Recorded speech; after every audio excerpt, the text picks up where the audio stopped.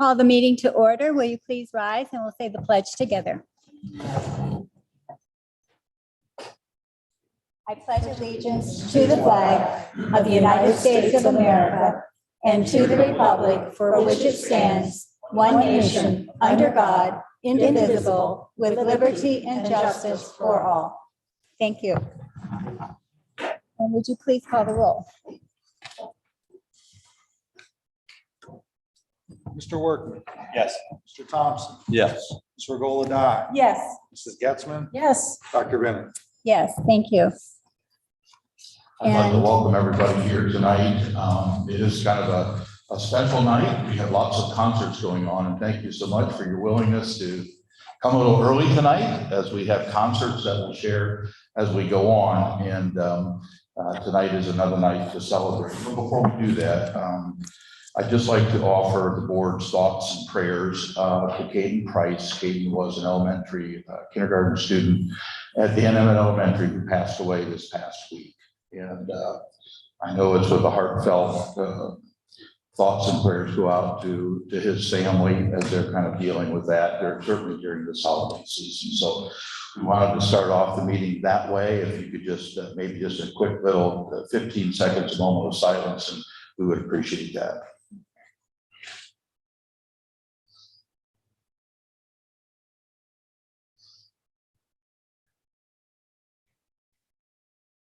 Thank you. I know his family will be lifted up.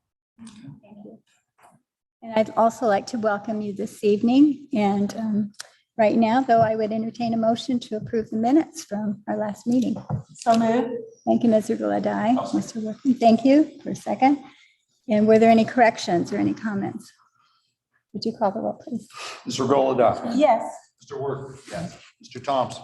Yes. Mrs. Getzman. Yes. Dr. Bennett. Yes, motion carried. Thank you.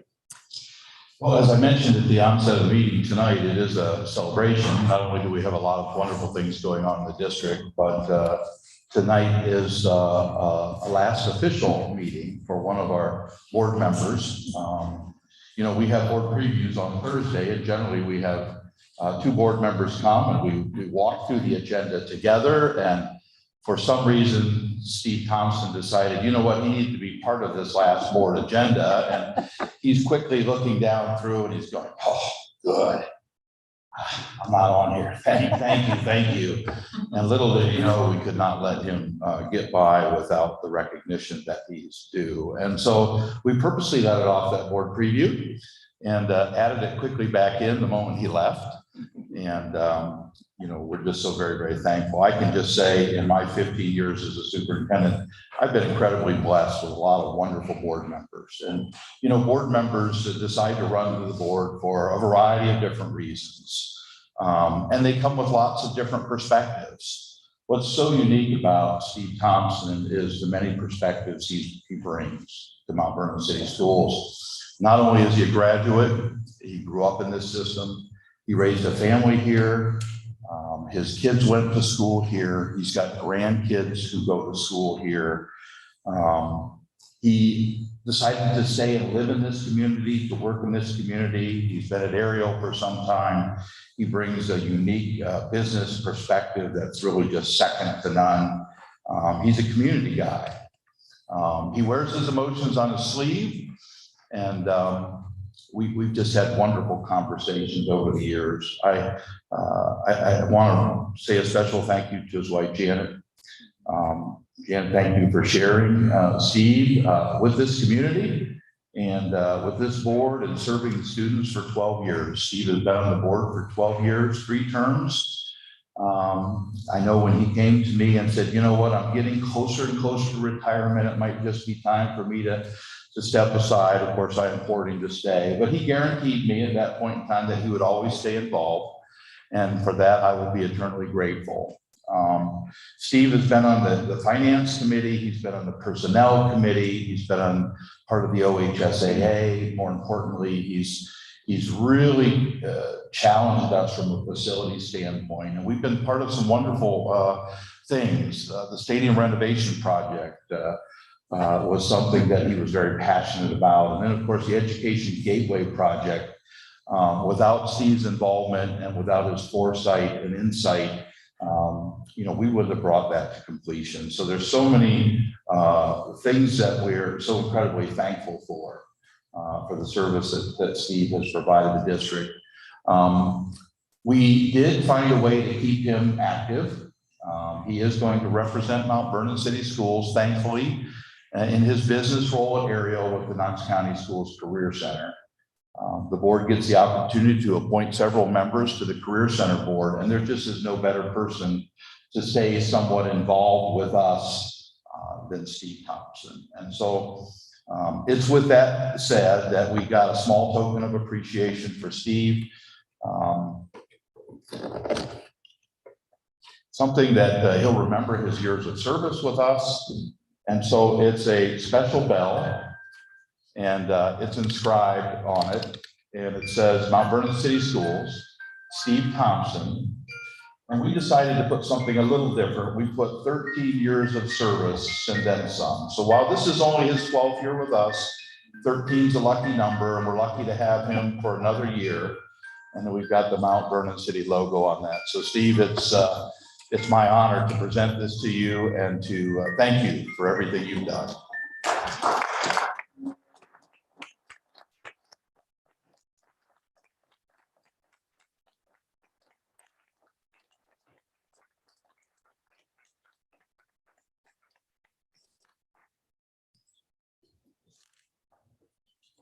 We'd like to have, we'll have just a little bit of time at the end of our meeting. We kind of promise that we feel like this will be a rather quick meeting. And we'd love for you to stick around a little bit to share a thought or two with Steve, as right now might not be the best time for him to say a whole lot, although he's been known to just, at any time, certainly share his thoughts, and they're so very heartfelt. So thank you to Steve and the Thompson family for their service. It's fitting, quite frankly, that as we get to the next section of our agenda, our reports of public participation, we have each building come and share what's going on in their particular building, and they each pick a month. I don't know if Andrew thought of this prior to picking the month of December, but Steve's son, Andrew Thompson, which I know he's incredibly proud of, is a principal at Columbia Elementary. And it just happens to be Columbia Elementary's month to share. And so I'm going to play this video for you. This is Columbia Elementary sharing what's going on there.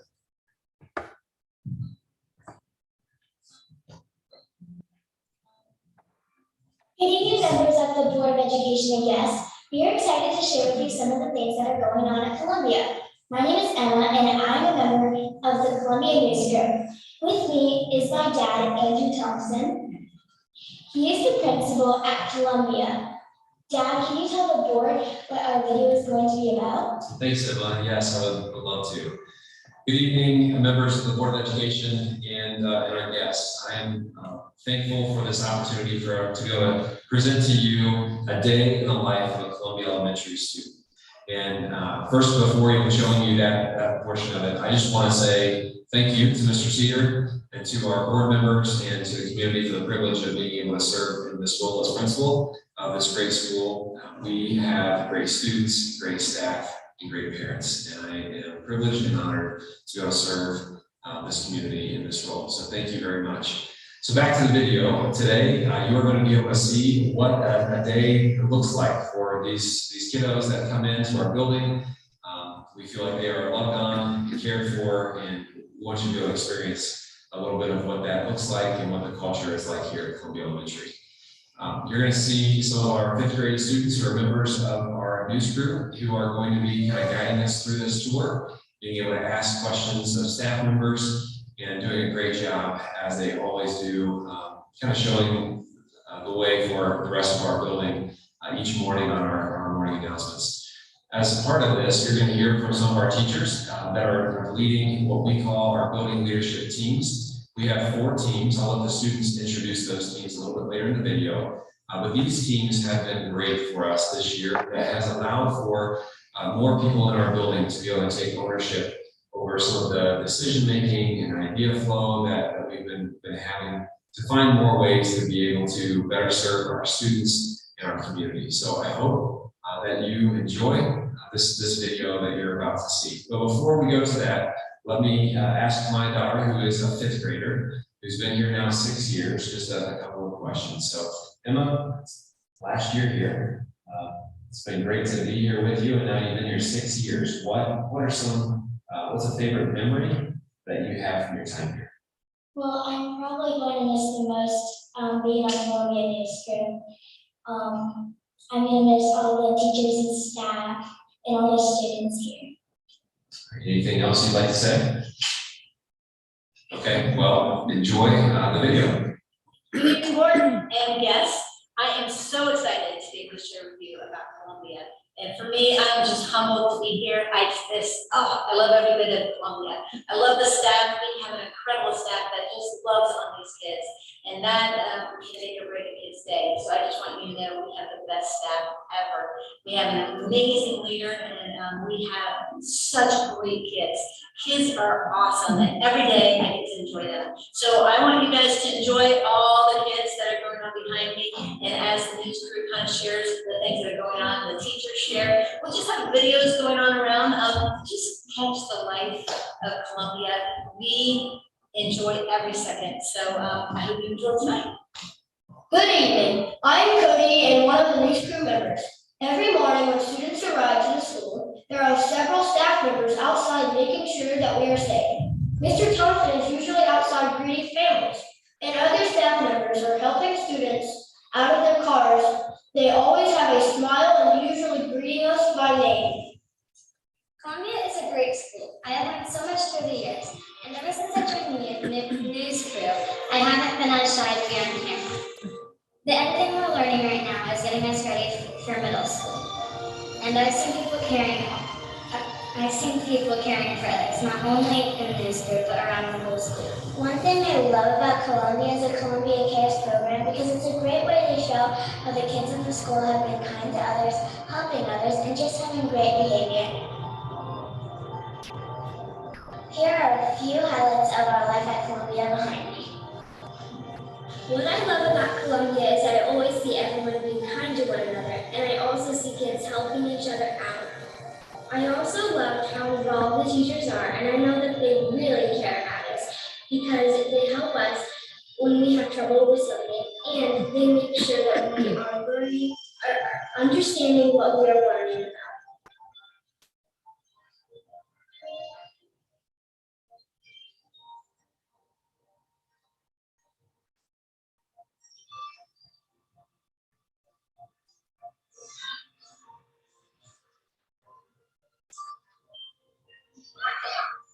Mr. Thompson mentioned that we would be highlighting some of the building leadership teams that were put together for the staff. Personally, I don't know everything that goes on behind the scenes, but some of the things are amazing. We have 4 of our 3 leadership team leaders with us. Mrs. Luna leads the student engagement team.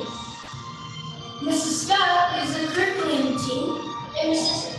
Thomas leads the environmental team. Mrs. Luna, I know that one of my favorite things right now is the Columbia Cares program that your team has started. Would you share about that? I sure would. Our team put out a survey at the beginning of the school year for what teachers wanted to see, what behaviors we wanted to see improve. And we came up with the Columbia Cares, and the teachers also gave us some ideas for the incentives to go into that. And Columbia Cares, every staff member has a group of tickets that they can decide what behavior they're looking for or what they're wanting to highlight. And we go around and we collect those coupons. For instance, I just gave a coupon to a 4th grader, and I teach 2nd grade, so it doesn't even have to be one of our students. I gave a caring coupon because I liked the way she was helping with the kindergartners outside. She was being a very good friend, walking around, singing songs with them, and just playing with them. So I gave a caring coupon to her. Those coupons go into a bucket, and then 5 coupons are picked out every week, and they get to come to my room and choose a prize. And a lot of the prizes are donated. Some of the prizes come from Dollar Tree. We have Spy Spot passes for families. We have eating lunch with a staff member with another friend. We have being homework to family. So a lot of the prizes are donated. What else does your team do? Our team is responsible for Student of the Month. Every classroom teacher chooses a student, and it just depends on what they're looking for. Sometimes you highlight behavior, sometimes you highlight grades and work ethics. And that student is highlighted for the month, and they have a piece party with Mr. Thompson. And another program that we started back up after COVID was over was our behavior rewards. We have a small behavior reward in the middle of each 9 weeks, and then we have a larger one at the end of each 9 weeks. And if their behavior is such that they did not have more than 3 office visits, they're entitled to come and enjoy the behavior reward. In the middle of the first 9 weeks, we had right on track for good behavior, and every student got a pencil with an eraser and got some puzzles to do. At the end of the first 9 weeks, we took scavenger hunt to Foundation Park, building a good foundation of good behavior. At the middle of this 9 weeks, we had a sweet treat for sweet behavior, and they had free tech time on computers. And at the end of this 9 weeks, we're going to have showing off our good behavior moves, and we're doing a dance party. And Mr. Nacho is going to be our DJ. Thank you, Mrs. Linda. What about your team? So my team does a lot of behind the scenes work. We are in charge of the curriculum team. So the first thing that our team took on this year was our RTI process. We wanted to revamp that process and make it a little more streamlined for our staff. We created a pretty extensive form that the staff fills out that not only focuses on the child this year, but also the child needs to make sure that we are catching all the things that we need. We also created a form that the staff can work through to talk to other staff members, to look at previous year's data, just to help build a foundation so that we know our kids a little better and are able to assist them. Which I know that means nothing to you, it's all this teacher work that we do. The curriculum team also took on our Lucy Pockets writing at the beginning of the year. We decided that we wanted to really make sure that we were teaching with fidelity, we were doing well. So we planned a half-day meeting for our staff and we worked through Lucy Pockets. We shared resources, we shared ideas. We then sent out a survey afterwards to just kind of get some feedback from the staff to see how things were going. And 100% across the board, Lucy Pockets was being implemented, and all of the staff said it was going well. Our next steps are to work on fact fluency. That's a big thing that came up on our survey. So our staff will now take on fact fluency to make sure that we are all on the same page on what we're expecting of our students and continue to progress in the area. I have no idea what you were talking about, but that sounds cool. What about you, Ms. Collins? Well, I am head of the environment committee, the nickname the fun committee here at Columbia, guys. But my committee's responsibility has taken on some big projects, not necessarily so much during the school year, but before school even started. We worked really hard at reorganizing some of the spaces in our building to utilize what we had so that we could get people in areas where they could work with the students here during the day. So we moved the book room out of that space and changed it into a teacher space where we could go and meet with our teachers, enjoy lunchtime together, have meetings there together if we needed to. Just recently, we started working this month on putting together a staff Christmas party that we'll be having this evening at the barn. So we're really excited to bring everybody together with their families and just enjoy being together again. Some other things that we've done in the building, we also did the 12 days of Christmas Spirit Days. Hopefully you guys have been enjoying those this month.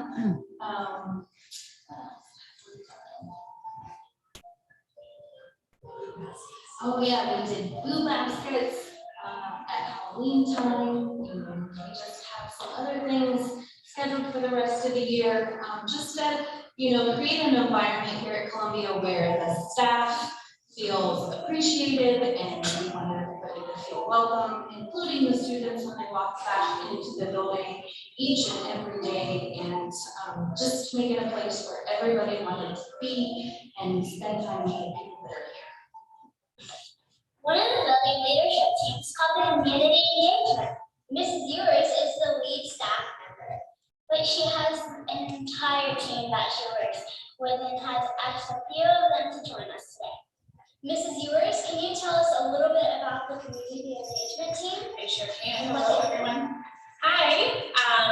So this started our team, as they just said, and our job is to get people outside of our school involved more within our school. We have done some things this year, such as In the beginning of the school year, we had our back to school bash where the whole school was outside. We had games and activities, a petting zoo, an icy trap, water things, all kinds of fun things to do outside where our community was able to come in and help us with that. And I liked the back to school bash because there were so many fun things and I got to see what we can do there. And I love the petting zoo the best because you got to see different animals. We also did trick or treat night, and we pulled a lot of people from the community, and we had a lot of high schoolers come to face painting, which I think they really enjoyed. We had a maze, we had hot dogs, popcorn, all kinds of things. Plus the teachers did stations as well, so you could come and visit us. And at the end, we got a big bag of candy and treats, and back decorated by the students here at Columbia. What was your favorite part? I really liked just going around to the station.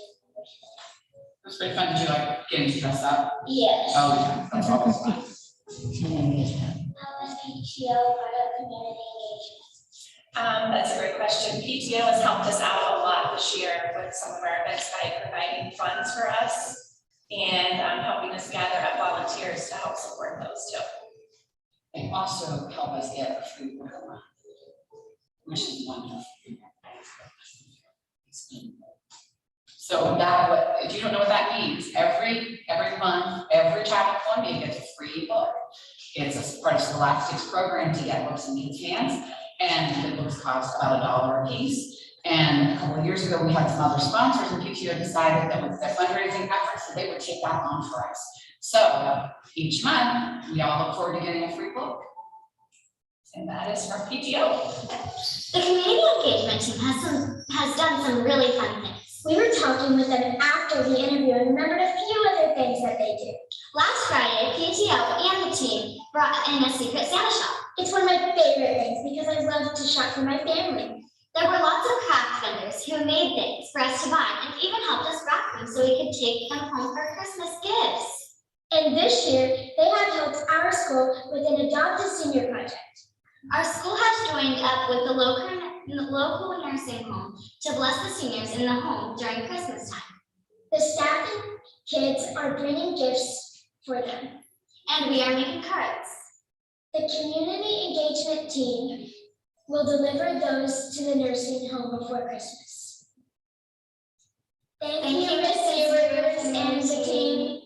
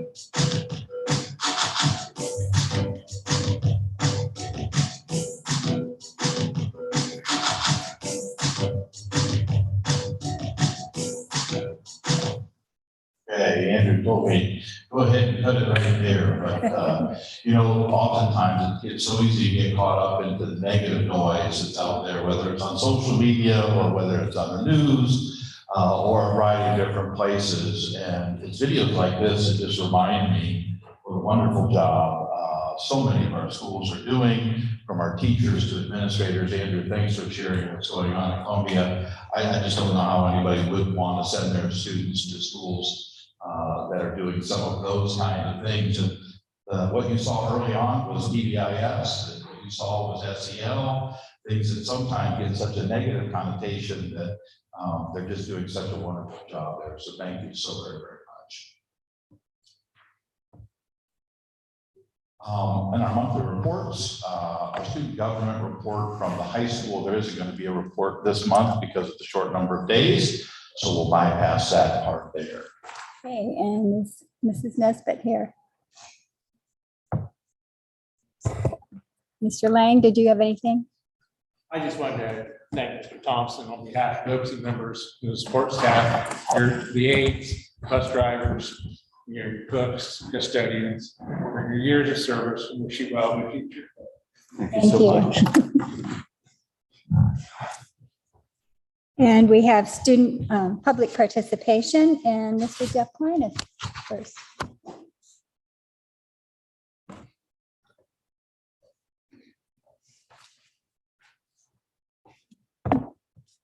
Steve, thank you.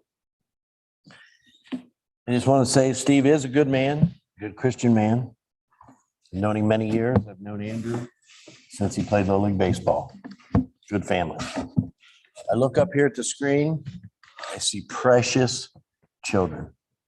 Precious. My question is tonight, and I'll start off again with the scripture. Proverbs 22, verse 6. Some of you know it well.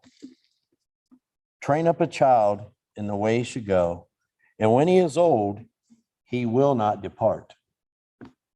So my question is, how are we training them up? All these things as I sit here and I think, okay, how can I come up and bring a negative side? But to me, and some of us as Christians, it's a positive side. It's what are we teaching the kids? As I'm going to share tonight, a few things. And I'll use this first after the train up a child. In 1962, prayer was removed. So it's basically become a lot of fun stuff now. Prizes, candies, fun stuff, just fun stuff, kids. I'm not saying kids shouldn't have fun. I'm all for having fun. As I coached for years, we always had fun after game. I took them to ice cream, loaded up 12 kids in a little 63 Ford Falcon. All 12 of them crammed in it when we went to the dairy shop. But as of 1962, this is on the David Barton report. Single house, violent crime has risen. Single parent household is in the tank. Premarital sex has risen. Birth rates for unwed girls has risen. SAT scores have plummeted since 1962. So the question is, how are things since then? Not good. But we keep saying, it was just at East Knox School Board meeting the other night, oh, we got some good people. Oh, we got some good things going on. I asked Mr. Steinmetz on the board, it's Mr. Steinmetz. I let him speak to me. He approached me and I said, Mr. Steinmetz, here's the problem. We keep saying good, good. But let me tell you something. And I said, you're not going to understand this. I said, but listen, good people go to hell. And he looked at me, I said, see, I knew you wouldn't understand that. We just keep calling good evil and evil good. The scripture talks about it. So we look, and I've had some calls this weekend. Had people calling, complaining about the books in the school. They sent me a list today about 12, 14 books, and I'm going to research them a little bit before I start saying they're in there, but they're saying they're in the middle school. They're telling me that the librarian at middle school is putting them in there. And I don't know how true this is. This was a rumor today that you got a lesbian librarian putting the books in the school. And that's just the question. That's just what come up to me. I don't know for a fact. But I know a lot of this stuff's coming out of our colleges. A lot of this corruption's coming out of our college. And that's another thing. We can't accomplish anymore in 3 minutes. It is so short, you can't get anything accomplished. And we go another whole month with nothing again. And I just wanted to mention, we've heard about the thing with the kids in the schools, the 3 middle schoolers, 8th graders, the sexual assault that's under investigation. We're going to stay on that. The look on your face was you don't know nothing about it. But that's what we've been told. So, and I'd still like to have that meeting with you. I'm waiting. I emailed you back and told you whenever your schedule fits, I would love to sit down with you. I would love to for a cup of coffee. So that still stands. Thank you. Thank you, Steve. Mr. Peter Miller.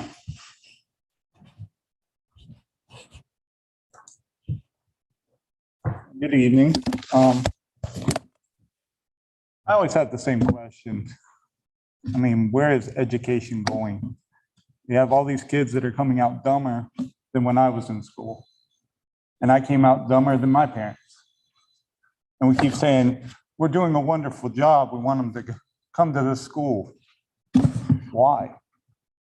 Why? We went to the moon, we changed the math. That wasn't good enough. It was good enough to go to the moon, but now it's not good enough. We had to dumb everything down. Now I have kids that it's frustrating. They can't do a simple formula. They can't multiply. They can't divide. And it's not because I have stupid genes in me. It's because they aren't being taught correctly. You've convoluted the whole thing. Then we have them, they can't write cursive, they can't read cursive. But somehow we're making advancements. And we're putting more emphasis on whether someone feels okay in their body. And we need to tiptoe around that and make sure that that's exposed. We put more emphasis on that as opposed to educating the child in math, reading. You know, Jeff just said the kids are coming out dumber. They are. They can't pass an SAT. They're getting lower scores. I know my kids aren't as intelligent as half the class I went with. And that was only 20 years ago. I'm not saying intelligent because they're smart. If you gave them the knowledge, if you sat down when I'm at work and you guys did your job, as I do my job, they would come out smart. They'd be able to do simple math. But our future is toast.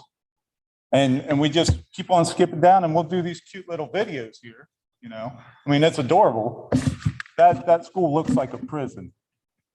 And I think anyone agrees with me on that. It looks like a prison. You don't agree? Okay.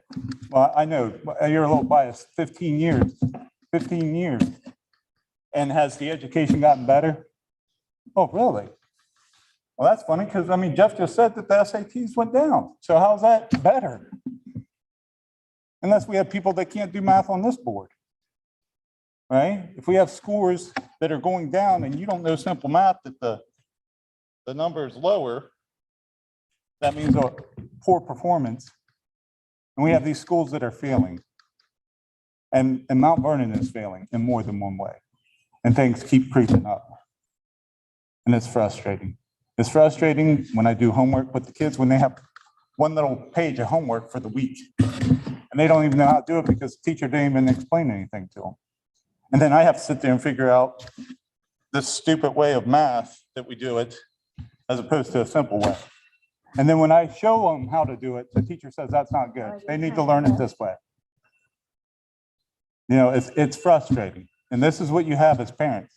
And I take care of my kids and I sit down and I try to teach them stuff.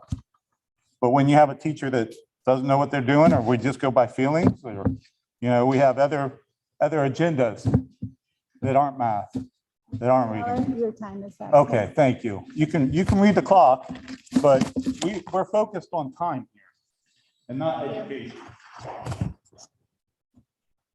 And we have Elizabeth, and I'm sorry, I can't read your last name. If you'd say it, please.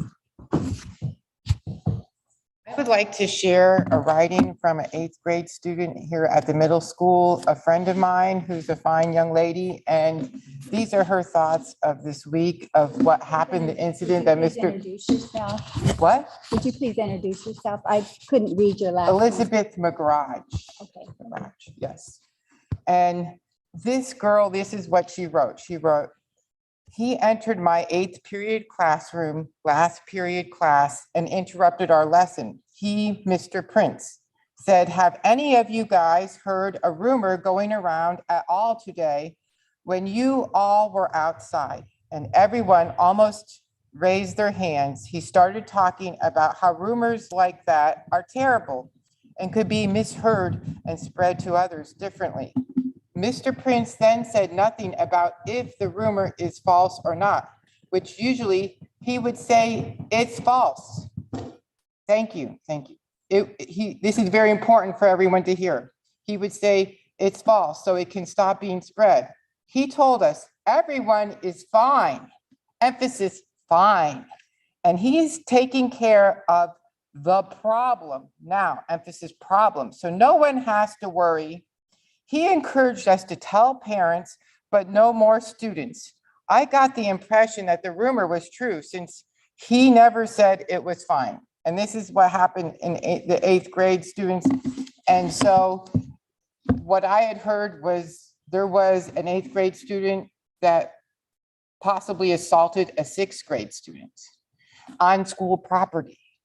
And how can anyone say and determine, and in what right does he have to say that that 6th grade student, even if it was an attempt and was not successful, is fine? I mean, listen, there's got to be an accountability here, and trust is earned. And this, but to say this, you know, like, and it can't just be, it has to be investigated. And if those older students, 8th, you know, 1 or 2 of them, the 8th graders, it has to be investigated by the authorities, not just the school, the authorities. And if there is guilt, those students need to be removed, even if there's a question, even if it's just a question now that something has gone on. And this girl said to me, she said, why is it that those that are the victims are never believed? Why are they the ones that bear the brunt of this improper justice system? And this cannot be taken lightly. This cannot be taken lightly. This is these are serious charges. And this is the writing of this 8th grade student, which she shared. And I've spoken to her myself this week, within the past few days, and her mom has spoken to her, and it doesn't sound like she feels that everything is okay. And for someone to say that is so flippant, you know, minimizing someone's feelings. So I would like to know what is being done. I am a concerned member of the community. I'm a taxpayer. My children went to this school. So I'd like to know. Thank you.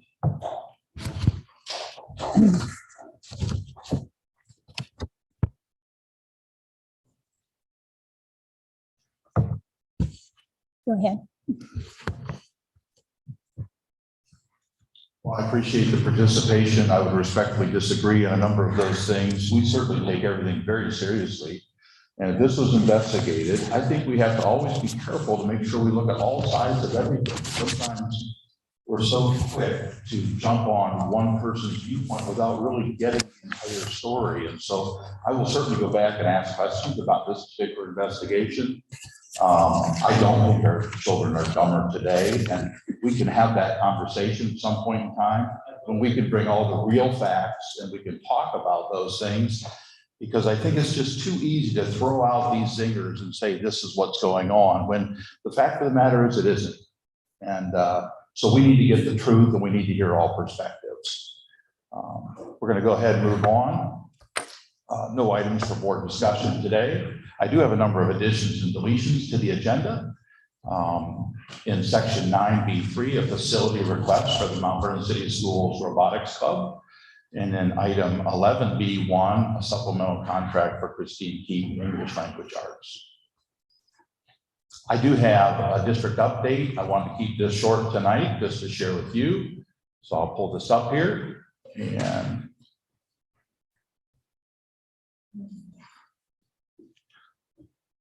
so in our district update, I wanted to share with you, this is a holiday time. It's an exciting time. I've been able to go to 2 concerts already, and they've been just outstanding. And one of the reasons why we moved our meeting up tonight is so that we can continue to enjoy this special time of the year. On our district website, you'll notice the concerts. We sent out some reminders encouraging folks to get a chance to go. I know tonight East Elementary will be at the high school theater at 6:30. The high school and middle school choir will be at the chapel here coming up at 7 o'clock. And then you can see every night this week we have another presentation. Columbia at Memorial Theater at 7 o'clock on Tuesday. High school band and orchestra on Wednesday. We have a number of elementaries trying to squeeze in their events on Thursday. And so it's Something just wrong, that, that's right. right? I did want to share one real quick thing, and it's only taking a couple seconds, but this was at Pleasant Street Elementary. Susie Springer is our new music director there. I'm going to play this really quick, but really a neat thing if anybody got a chance to see it. And I don't know, I hope you're able to hear it here.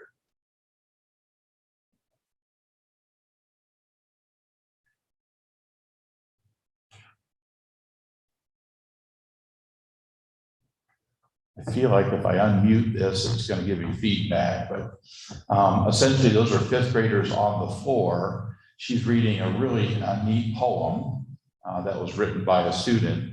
And the blue things that are sitting there are buckets from Lowe's.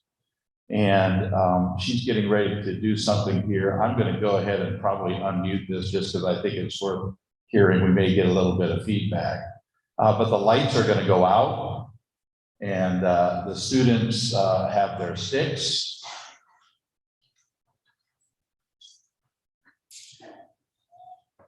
I'll probably get some feedback here in a second, but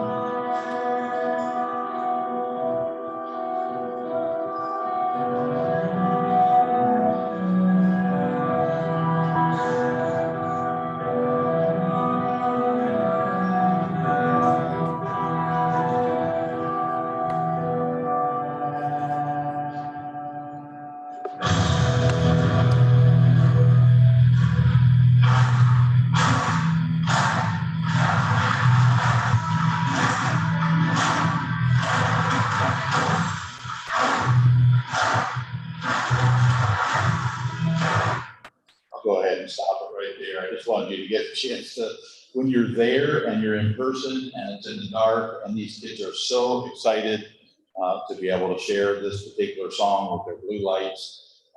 It's just, it's a joy to see. And so we've got some wonderful concerts, all that to say, please get a chance to get out and see what's going on.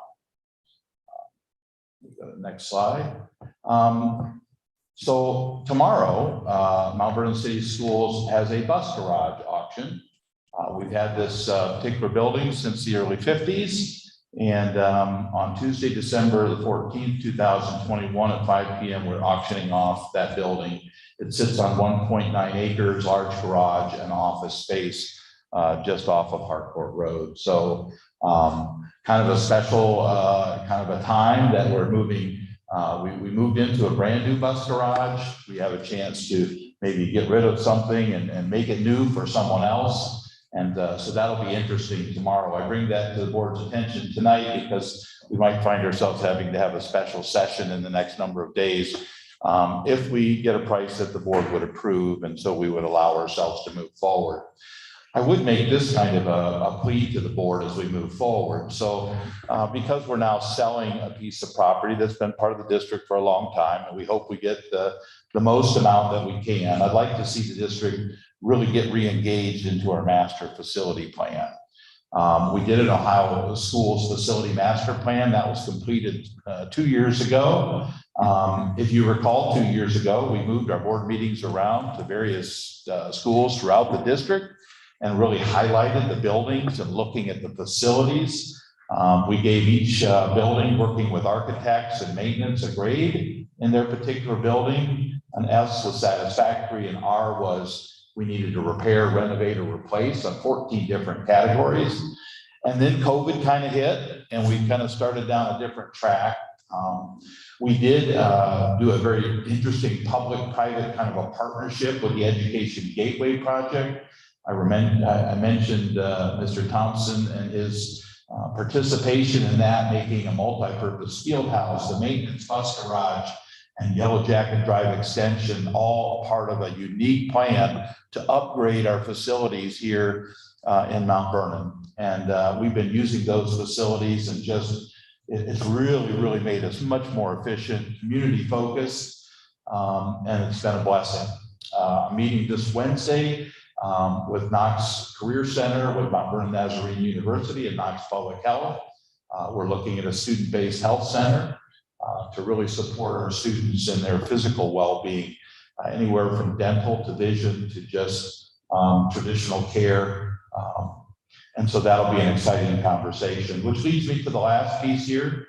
You know, whatever monies we are able to receive from the auction, as we begin to think about our school building master planning and getting back to that, I think will really be important. Engaging our community, evaluating our facilities, looking at our enrollment, bringing groups of people in to really see where we can take the district as we move forward for more efficiency, for better operation. So I certainly hope that we do well tomorrow with that, and we can begin as a board to take a look at some of these other things. We did have a Jack and Job fair since our last meeting, and we really were trying to promote jobs within Mount Vernon City Schools, especially substitutes. We had on that day and subsequent days after 45 new applicants. 24 said they were willing to be teacher subs, 15 aides, secretaries, 12 cooks and custodians and bus drivers are also very important. And so to kind of broaden our pool of substitutes was just really exciting. And then the last thing I would share just in this district update is Dr. Matt Dill, who's our Director of Technology, applied for an emergency connectivity grant. Not a lot of districts go out and try to secure money beyond what they are traditionally funded. And we sat down as a district leadership team and we wrote a grant, and it was for over $500,000, and we were awarded that grant. And so what we're going to do is we'll bring in 1,300 new Chromebooks. All of our buses are going to have Wi-Fi connectivity to really enhance the ability to do work to and from school. And so we're very thankful for that emergency connectivity grant. We'll continue to kind of work in those areas as we go. So I wanted to share just that brief bit to the board as a district update.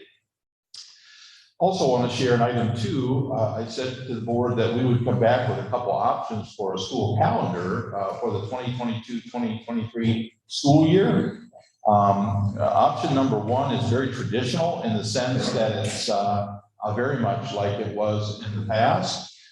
We start in mid-August.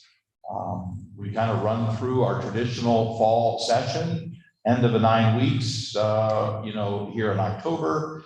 We have always had a longstanding tradition of parent-teacher conferences, kind of back to back with a day off on Friday. Christmas comes on a Sunday next year. And yet, as we kind of hold some of our union folks, there's still this the joy of having 2 full weeks at Christmas during that holiday time. And so you'll see that that's embedded here. What you'll also notice is on the 2nd, with New Year's being on the 1st, we were able to manipulate the calendar to meet the number of days and to not come back on a Monday right after that holiday period.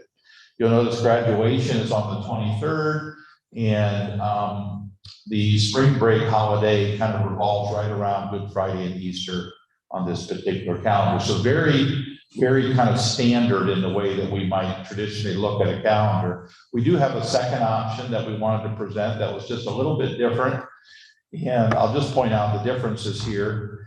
The biggest difference here in this particular calendar is instead of having parent-teacher conferences for kind of an evening and a full day and evening in November, we looked at just having PM conferences on a Thursday and then the following Tuesday. That way we could spread it out a little bit. It would be followed right up by our teacher in service. And then that would allow us to have a parent-teacher conference in the spring as well, which we haven't been really able to have in the past. And a similar kind of a thought process, PM kind of parent-teacher conferences, again, followed by a teacher in service. What that allowed us to do was kind of be somewhat similar to our surrounding districts in the fact that traditionally we've been a Wednesday, Thursday, Friday for Thanksgiving. Everyone around us usually has that Monday after Thanksgiving off. We kind of inserted that there. And we've also had requests in the past with Easter Sunday being here and folks that are traveling, it allowed us to actually put a day off here on the 9th because we didn't have to take a couple days. The only other option we came down with, and we'll post these on our website for people to comment. As you notice down here in the Christmas winter holiday season, with Christmas being on a Sunday, there has been one district locally who has come to school on the 19th and the 20th. We've taken that kind of off the table right now, but it is something that if there's a strong sentiment, we could get back there. Does the board have any comments? I shared these calendars with you. Is there any thoughts you might have reflective to these calendar options? Will these be presented directly to the teaching staff? We'll present it to our executive committee of the teaching staff, as well as OPSI. So we share it with both unions and they find opportunities to share. It's not a vote process. Right. We don't send it out for a vote, but we certainly share it with both groups just for their feedback. My only concern is I know it's very taxing for the teachers to do conferences in the evenings. And so I would just want to make sure that we would certainly have the union buy-in on that piece. Yeah, we did look at the parent-teacher conferences, if we just did the PM in the evenings, and we were very intentional not to put them back to back. So you'll notice one was a Thursday, and then the other one was the following Tuesday, I believe it was something like that, so that they weren't back to back, because it is a long day when you go from, perhaps 7 in the morning till, 7:30, 8 o'clock at night. But the offset to that is it provides some other opportunities for some different scheduling later on. Thank you. Any other comments? I took a lot of time looking at all three and trying to see what the differences were. And it seemed to me that they weren't all the same days, but they are, right? They are, and I went back and looked at those after we talked and recounted them. Yeah, And I often find myself needing 3 and 4 people to look at them and count them up again, because it can be, you start to see the same dates kind of going through your head over and over and over. Thank you. I think the teachers and staff are the ones that should make the decision. So. Item 3 and items for information is the suggested board meeting dates for 2022. Those are linked there for your review, so I won't open those up for you. We will need to establish a meeting date tonight for our January meeting, but that's an item for your information. Short of that, here in the superintendent section, I have one item for your approval tonight. It's for our organizational and regular meeting date for January of 2022. We need to establish this meeting prior to January 15th for the Ohio Revised Code. And so I would recommend here that we would do it on Monday, January 10th. We're hoping to move back towards Energy Fieldhouse if things begin to turn around a little bit for us. If we would have inclement weather, as we can sometimes have in January, we would have that makeup date to be Tuesday, January 11th, because it's important that we get this organizational meeting in place. I would entertain a motion to approve that item as read. So moved. Thank you, Ms. Regola-Dye. Do I have a second? Second that. Thank you. And were there any comments? Would you call the roll, please? Ms. Regola-Dye. Yes. Mrs. Getzmann. Yes. Mr. Workman. Yes. Mr. Thompson. Yes. Dr. Bennett. Yes, motion carried. Thank you. Next item on our agenda is a motion to appoint the president pro tem for that January 22 organizational meeting. Would anybody like to make an appointment? I would appoint Dr. Bennett as president pro tem. Second. Any further nominations? Would you call the roll, please? 1 second, I apologize. Mrs. Getzmann. Yes. Ms. Regola-Dye. Yes. Mr. Thompson. Yes. Mr. Workman. Yes. Dr. Bennett. I'll abstain. Thank you. Okay. Under curriculum and instruction, we have a couple items for information, and I'll turn it over to Dr. Bennett. Thank you. The article that I chose to talk about this evening is the Depth of Knowledge to Teach the U.S. Constitution by Benjamin Barber. I thought this was really interesting. It talked about how teachers can better help students understand the structure and principles of this founding document.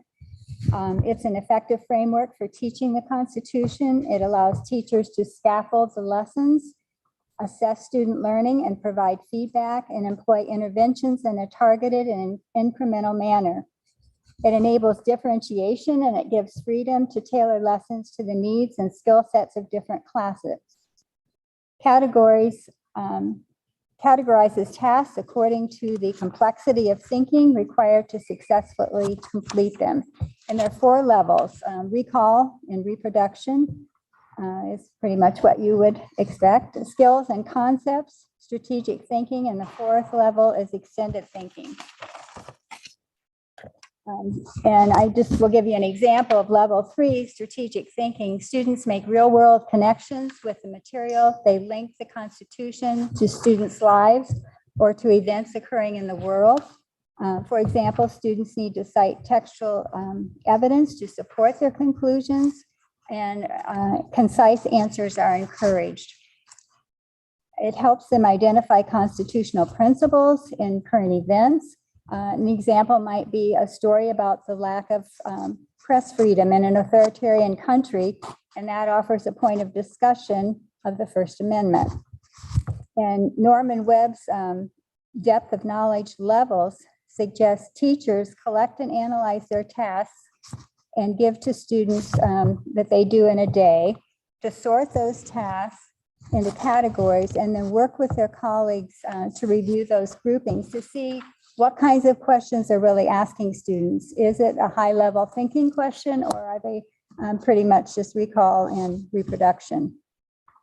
The levels are not sequential, so students don't need to learn step 1 and step 2 before they can answer step 3 type questions.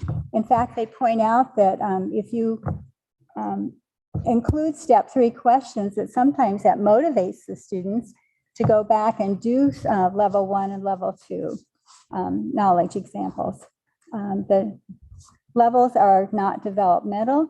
All students are capable of strategic and extended thinking, even kindergarten students. And the important thing is that students are thinking deeply on a daily basis. And I know it's so easy as a teacher to want this, but it's a lot more difficult and challenging to implement it day in and day out. So I would just encourage all of our teachers and parents, to encourage deep thinking of our students.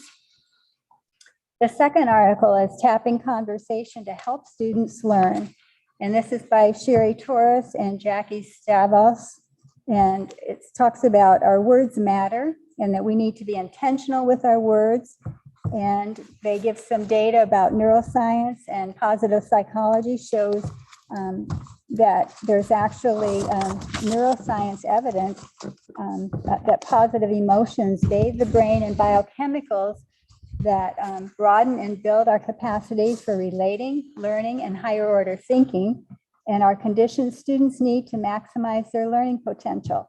So we all know that if we're in a stressful situation, it's a lot more difficult to learn than if we feel we're being supported and it's positive and we're encouraged. And they talk about stress doing the opposite and inhibiting learning, and that the pandemic has added to stress in our environment. So I think we all need to be especially positive with our kids and to encourage them and to make sure that our conversation and our communication practices are very positive and intentional, engaging. They gave some examples of teachers and parents can ask generative questions that change the way students think and feel. And they gave an example, make the invisible visible. What strengths are you bringing to this project, you might ask a student. So they begin thinking of how they can excel in doing the project and what their strengths actually are, instead of worrying about how they're going to approach it. Positive framing also is talking about what you want instead of what you don't want. So as a parent and a teacher, we need to focus on always what we want instead of, being in the negative. It also suggests to shift your focus, note positive behavior and acknowledge and students' behavior and acknowledge them for it. Talk with them about what you value about them and their contributions. And then the last article, the research article, was on screen use and the adolescents doubling during the pandemic, as much as 8 hours per day. And they interviewed or surveyed 5,000 students. Most of them were 12 to 13 years of age. And this was recreational screen time. In other words, beyond school. This wasn't schoolwork that they were talking about. And it said that the teens' well-being took a hit as well. More screen time was linked to poorer mental health and greater stress. They also felt less social support, and they suggest that families develop media plans. And I know my daughters and son-in-laws are, they have some limits for the kids as far as how much they can be on their devices.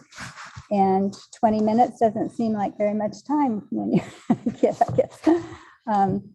But they say you can include setting limits, encourage screen-free time, and avoid screens before bedtime. And they said how important good rest is as well, and how that can interfere with sleep.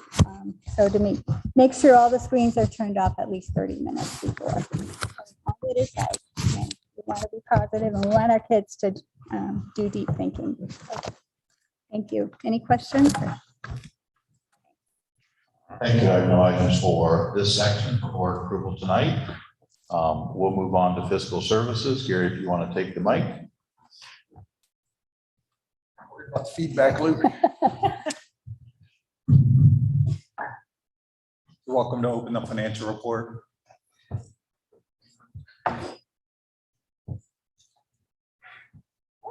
You can scroll to page 3. I will add that I feel like I've said this over and over again. There's not much of a change in this. We did learn this month that ODE announced that the biennial budget changes will not be reflected in our foundation payments until the month of January. So it continues to back up. So this foundation report is based off of the funding we were receiving last year, and literally I'm changing pennies when this report comes in. A penny here, a penny there, because it's just in the same. They actually released the data for both foundation reports in December.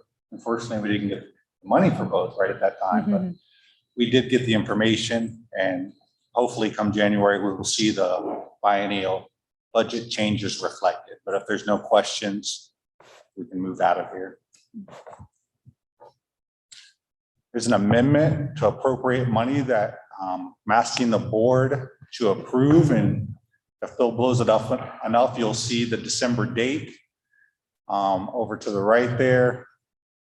And if you go down, that is the grant that he mentioned in his superintendent's report, the emergency connectivity fund that the district has been issued. So obviously we need the board's permission to spend those dollars. That is it in terms of the financial report, unless there's some questions. And obviously I have a couple donations to read.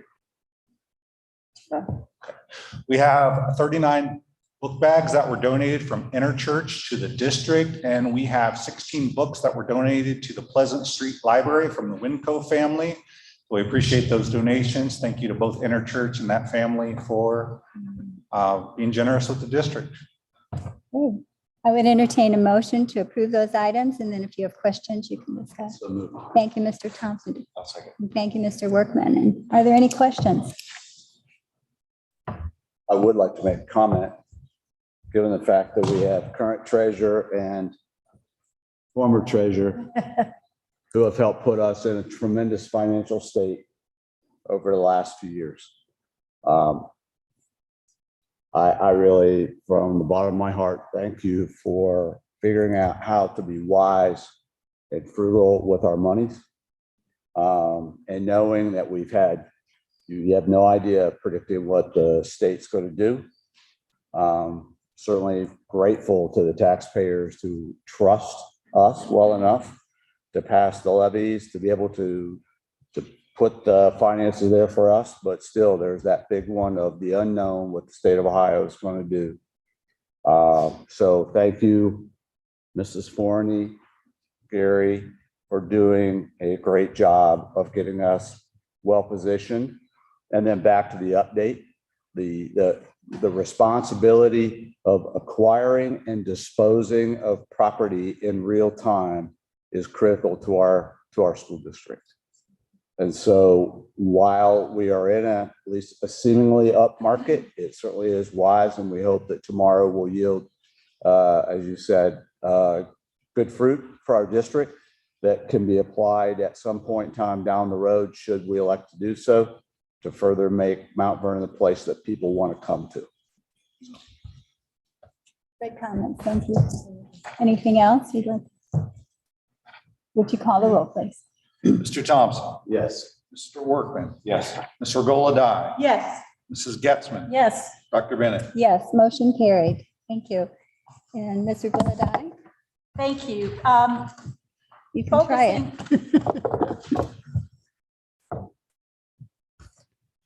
Thank you. Focusing on one of the bills that went to the governor for signing, SB 229, added an emergency clause, which would extend the blended learning model to April 30th, 2022, require each district to complete and submit a remediation plan for learning loss during the COVID-19 pandemic.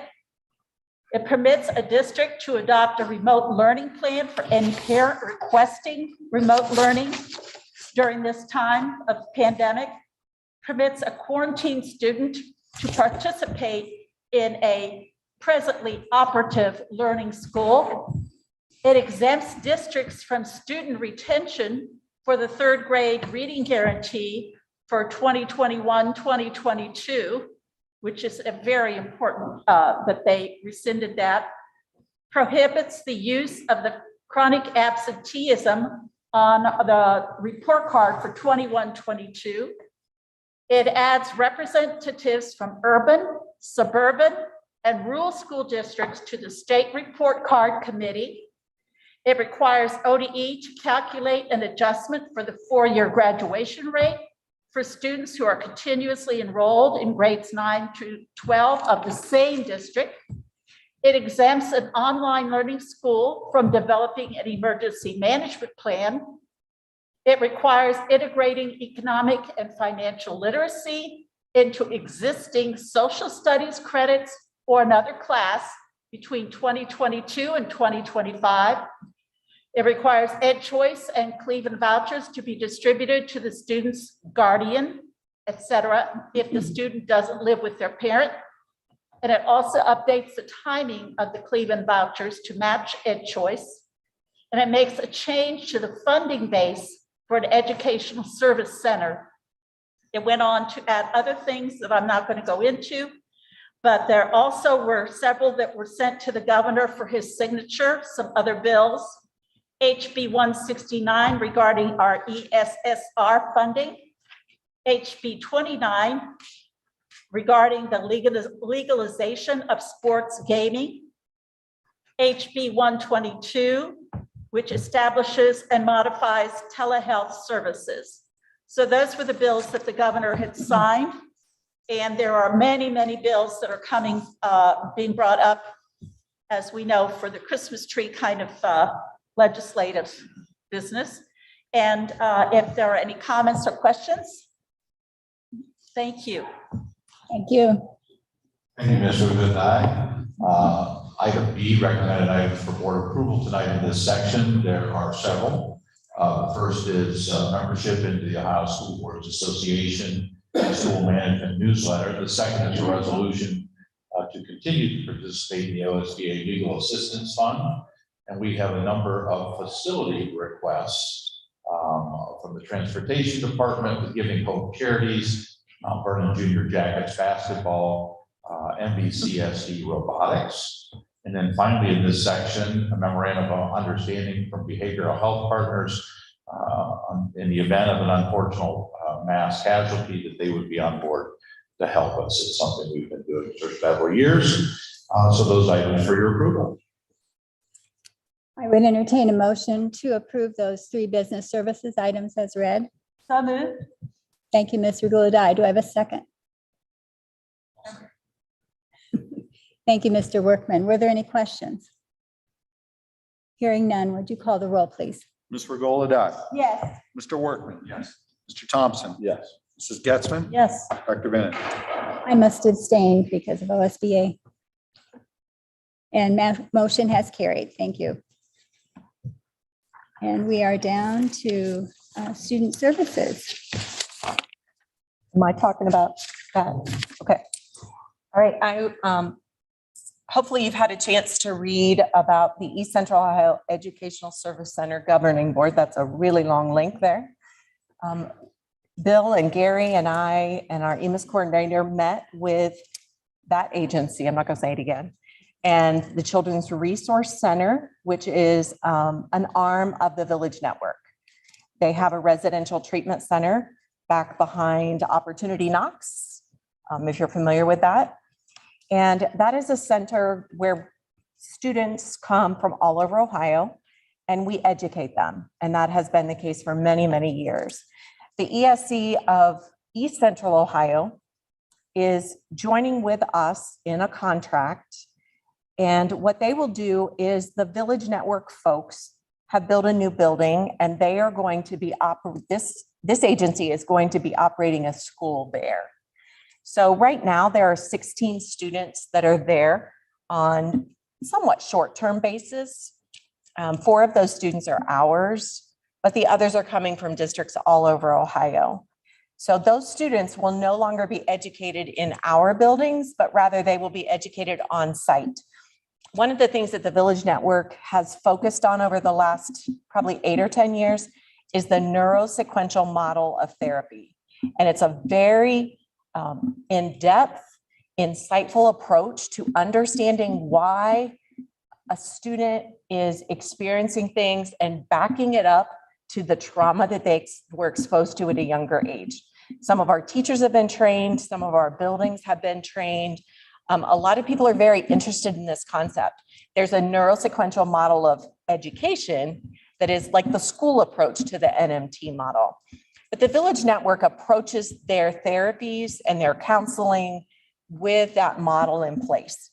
And so one of the things that I'm excited about is they will be able to weave the students' counseling and therapy into their school day. Mary talked about the blended learning that is been blessed by the state now to continue. That blended learning simply means that there's some online programming and there's some in-class programming. And those 16 students that are there right now, we think are going to start sometime in February, and they will stay in their kind of in that neighborhood. They have their housing where they live, and then 50 feet away is their school. And so I think it's going to be a really nice approach for those students. We certainly will miss not having them in our buildings. They're in our elementary buildings sometimes, they're in our middle school. Most of those kids are middle school and high school age. But those students come and go a lot. Most of them are court placed. There are some parent placements at different times, but these kids are there for maybe 3, 4, 5, 6 months, and then they may go home. A lot of times we see this as a kind of a step down from a more restrictive, maybe coming out of a juvenile detention or something that's a locked facility. These students, it's not a locked campus. And so they have a little bit more freedom to kind of ease them back into going home.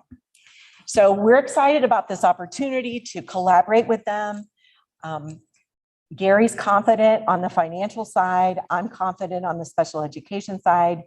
How many different school districts did they say they had? 6 or 7 school districts that the ESC of East Central Ohio has done this with.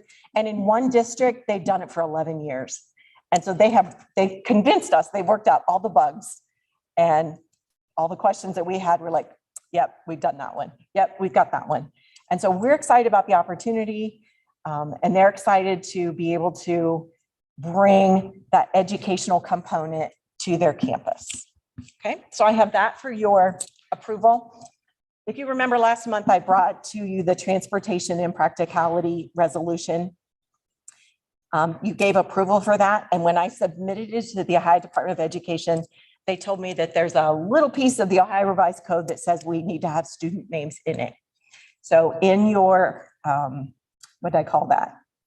There was an extra page that is not a public page that has the names of those 4 students in there. So I just asked that you would amend and do that resolution again tonight and give me approval to turn that into the State Department of Education. That's all I have. Entertain a motion for those 2 items as read. So moved. Thank you, Ms. Regola Dye. Do I have a second? I'll second. Thank you, Mr. Thompson. And do you have questions for Mrs. Rose? Just a comment. I'm really excited about this idea. For so many years, we know when students need that extra home, a home away from home. And for many of our students, they feel that school is that, but this, for their special needs, I'm really excited. So thank you for pursuing it. Anything else? Would you call the roll, please? Ms. Regola Dye. Yes. Mr. Thompson. Yes. Mr. Workman. Yes. Mrs. Getzmann. Yes. Dr. Bennett. Yes, motion carried. Thank you. And we now have personnel, certificated staff. Under this section, personnel certificated and licensed staff.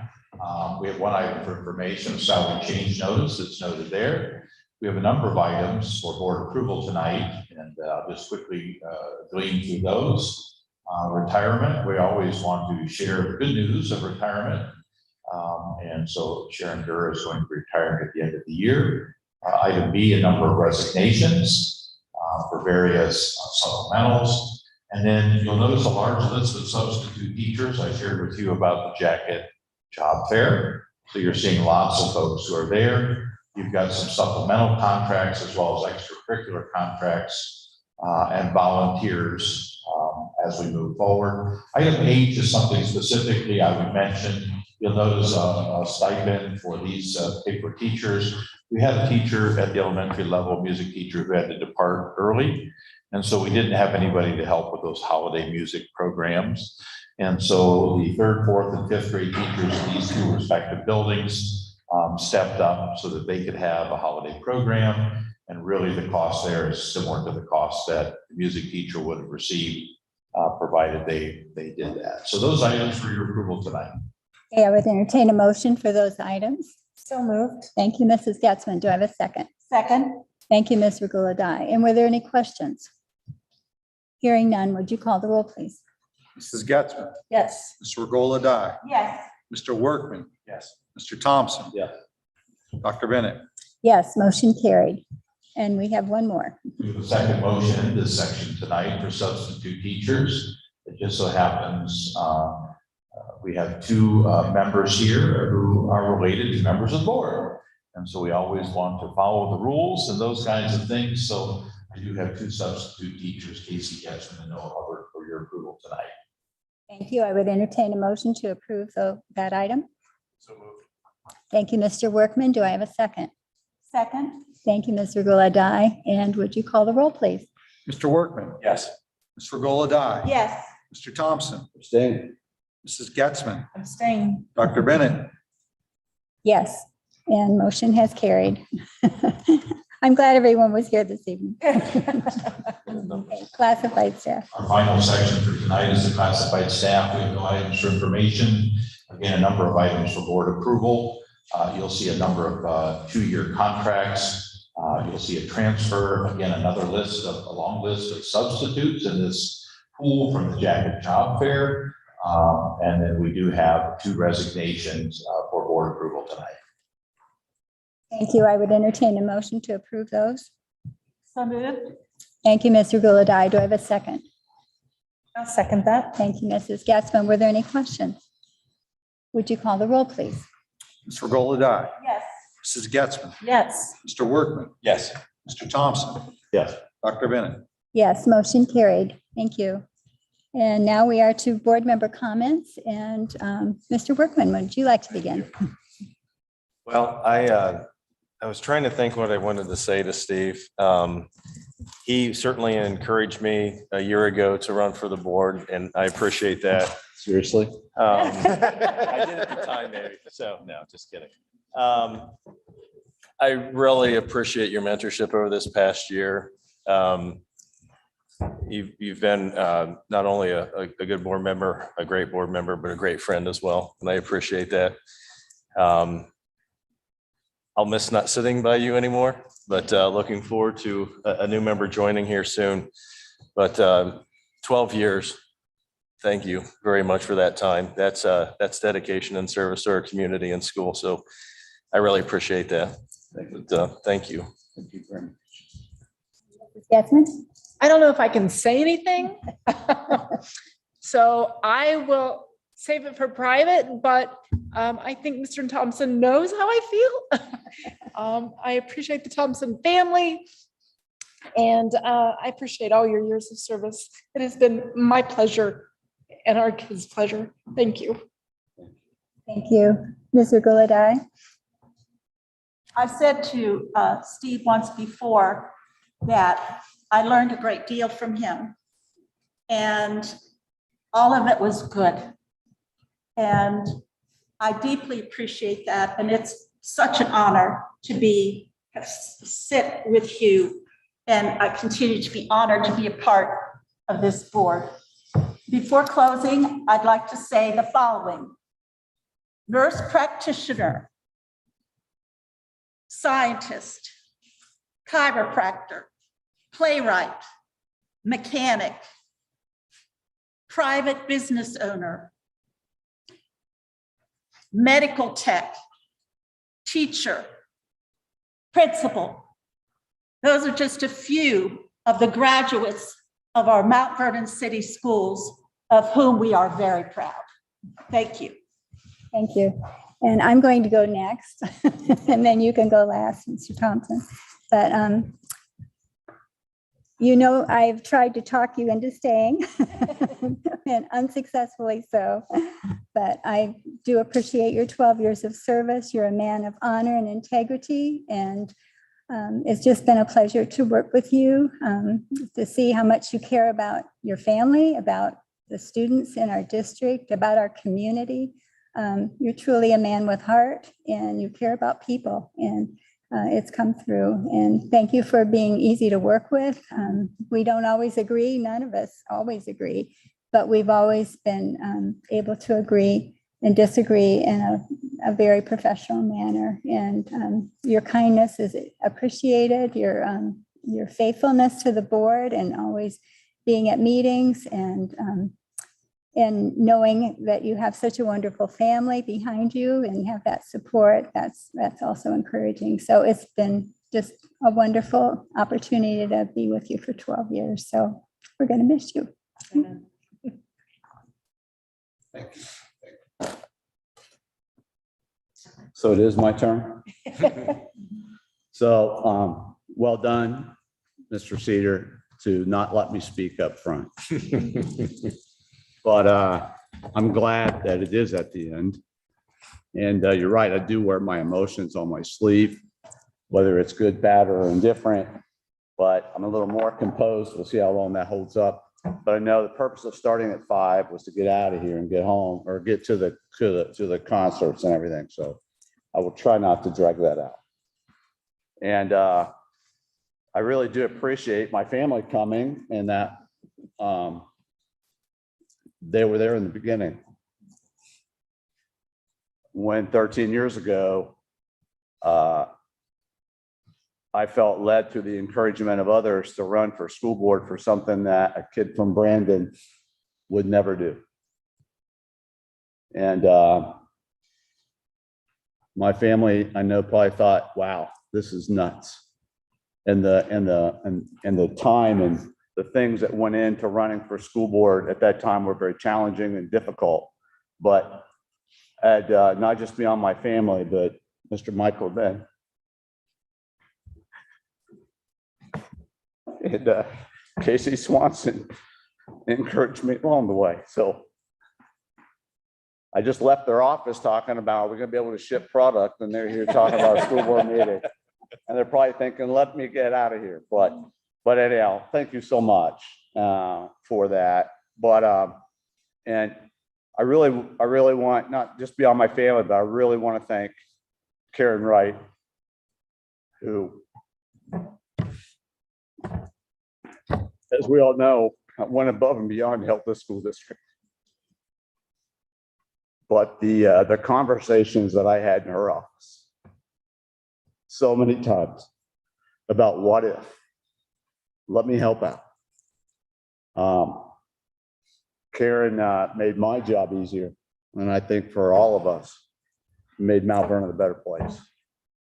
And for her, I really thank her for that, and I wish she was here to hear it. But hopefully that will make its way to her. But I so appreciate our superintendent,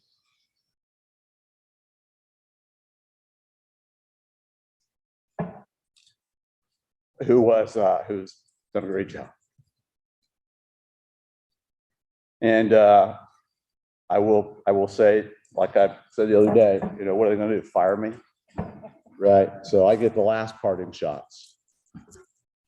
We have a superintendent who is open to the public. We have a superintendent who wants to see all sides of an issue. They have to be brought to him and done so in a fair way, so we can sort out fact from fiction. Facebook isn't it, folks. It'll ruin this school district if we rely on Facebook. And as I came into the school board, it was a controversial time. And I feel over time, we've healed and we've worked and we've become a very good district. And as I exit, it is sad for me to see the division that's been created over time. But what even bothers me more is the lack of people trying to find out the facts and ruining people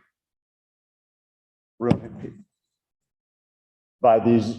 We want to talk about Satan's evil tools of Facebook, Twitter, and everything else that's out there to try to position themselves to support their own personal views, right? I know we can all agree with that, right? We have a great superintendent. We have a great treasurer. And I stand behind these board members. And Mr. Ward, I appreciate you stepping up to the plate and being willing to come on and take on this responsibility. Thank you very much. Yeah, I'm a little bit of an emotional guy. I realize that. But I love you all.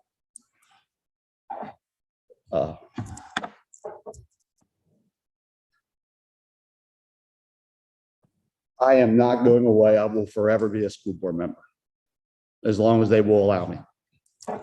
And I will watch my grandkids come through this school district.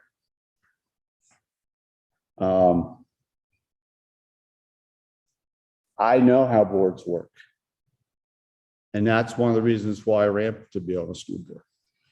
And I know of the challenges put forth by the federal government, the state. And I would suggest that I completely agree with you, Mr. Klein, in 1962. But even before that, there's beginning great moral decline in our country. And it has happened ever since, and it continues. But when it gets right down to it, what's going on for these kids in their homes and all the things that's going around. The school is not a prison. The school, in many cases, is a refuge for these kids. Let us not get confused. Let us not get confused. And I hear the message, and I understand it completely. We oftentimes say when we go astray at Ariel and we're not making shipments and all those kind of things that really in the whole scheme of things is not that important. It's getting back to the basics. I think we all understand that. We want to get back to the basics in education, and yet we have things thrust down upon us that make it very difficult. And this board is responsible for carrying those things out, but most importantly, answering to the taxpayers of this community and representing the culture and the values of this community. This is a good board. This is great leadership. And I wish that everybody who was here before was still here to hear it, but it's just me. I'm not running away from something that's broken, because it's not. But I'm going to stay by and help as any way that I can as a private citizen and as a grandfather. And I just ask that all of us begin to rally around fact and not fiction. We have a good community. And I just will have you all my prayers. You will be in ours. Thanks. Thank you. Before we adjourn tonight, lessons he sent to us will continue to be. I do welcome Jeff Ward. We'll get a chance to bring you on next month. But as we adjourn, Dr. Bennett adjourns us, please come on up and feel free to talk with Steve. We've got a little bit of cake and some stuff here just to kind of celebrate his last official board meeting for now. So thank you so much. Thank you. Thank you. Thank you. I would entertain a motion to adjourn. So moved. Thank you. And do I have a second? I'll second that. Thank you. And if you'll call the roll. Mr. Thompson. Yes. Mrs. Gatsby. Yes. Mr. Workman. Yes. Mr. Golodai. Yes. Dr. Bennett. Yes, motion carried and we are adjourned. And please join us at the table.